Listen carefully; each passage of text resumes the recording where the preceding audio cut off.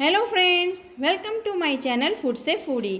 હું છું પ્રતિભા પંડ્યા। તો ફ્રેન્ડ્સ, આજે હું તમારી સાથે એક એવી રેસીપી શેર કરી રહી છું કે જ્યારે વહેલી સવારમાં તમારે જો ફટાફટ નાસ્તો બનાવવો હોય અને એ પણ એકદમ સુપર ટેસ્ટી નાસ્તો બનાવવો હોય કે જે બધાને ભાવતો હોય, બધાને મનપસંદ હોય, તો એવા જ નાસ્તાની રેસીપી તમારી સાથે શેર કરવા જઈ રહી છું, જે ફક્ત 2 જ મિનિટમાં બની પણ જશે અને 101% ગેરંટી છે કે બધાને ઓછો જ પડશે અને અઠવાડિયામાં 3 થી 4 વાર તો હવે તમે તેને જરૂર બનાવશો। તો રેસીપીને છેક સુધી જરૂર જોજો। નાની એવી રેસીપી છે, છતાં પણ તમને ખૂબ ઉપયોગમાં આવે એવી રેસીપી છે। તો ચાલો શરૂ કરીએ આજની રેસીપી।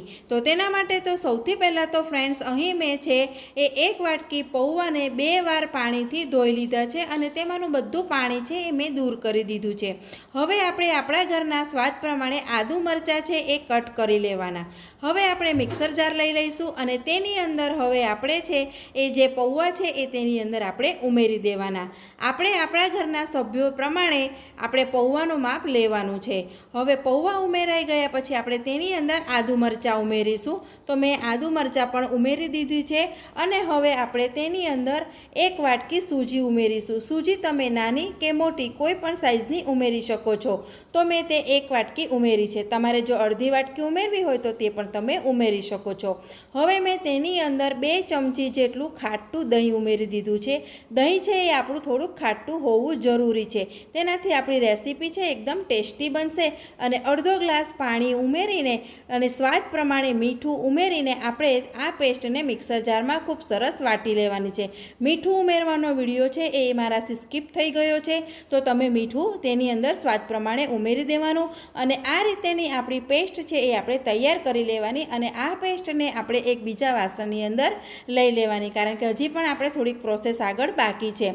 તો આ રીતે એક વાસણમાં આપણે તેને લઈ લીધા પછી મેં તેની અંદર છે અડધી ચમચી ઈનો ઉમેરી દીધો છે।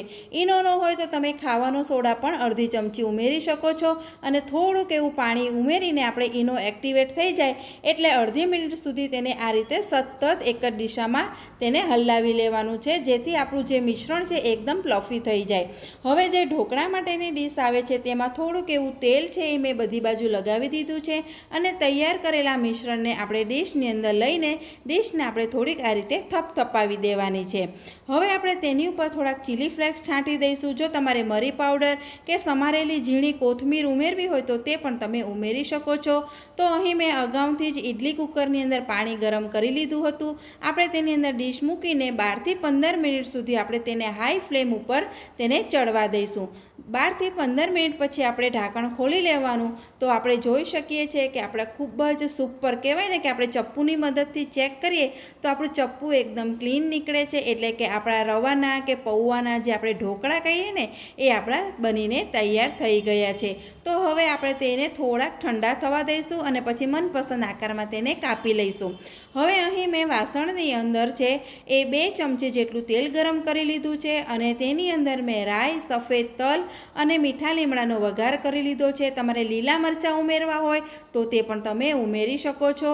હલાવી લેવાનું અને પછી આપણે જે કટ કરેલા પીસ છે તેને આપણે ઉમેરી દેવાના। તો ફ્રેન્ડ્સ, આ રીતે જો કટ કરેલા પીસ આપણે રાત્રે બનાવીને તૈયાર કરીને સ્ટોર કરી શકીએ ને તો સવારમાં કહેવાય ને કે ફક્ત આપણે તેને 2 જ મિનિટમાં વઘારવાના રહે છે। તો તૈયાર થઈ ગઈ છે આપણી સરસ મજાની પૌવા અને રવાના મદદથી બનતા ઢોકળા, કે જે ખૂબ જ ટેસ્ટી બને છે। આપણે જો બહારથી તે લાવીએ તો તે ખૂબ મોંઘા પણ મળતા હોય છે અને આપણા સમય પ્રમાણે તે આપણને મળતા પણ હોતા નથી, વળી તેની ક્વોન્ટિટી પણ ખૂબ જ ઓછી આવે છે। તો ઘરે જ આટલું સરસ રીતે જો બની જતું હોય તો બહારથી શા માટે લાવવું? તો આ રીતે આપણે જ્યારે પણ ખાવા હોય ત્યારે જો ઢોકળા તૈયાર કરીને રાખ્યા હોય તો 2 જ મિનિટમાં આપણે તેનો વઘાર કરીને જ્યારે પણ આપણે સવારે, સાંજે નાસ્તામાં કે બાળકોને લંચ બોક્સમાં આપવા હોય ત્યારે ઇન્સ્ટન્ટ 2 મિનિટમાં તૈયાર કરીને આપી શકીએ છીએ। તો આવી જ બીજી પણ ઘણી રેસીપી નાસ્તાની મેં ચેનલ ઉપર શેર કરેલી છે, તો તમે તેને ચેનલ ઉપર જોઈ શકો છો। રેસીપી પસંદ આવે તો વિડીયોને લાઇક કરજો, શેર કરજો અને ચેનલને સબસ્ક્રાઈબ જરૂર કરજો। ફરી મળીશું નવી રેસીપી સાથે।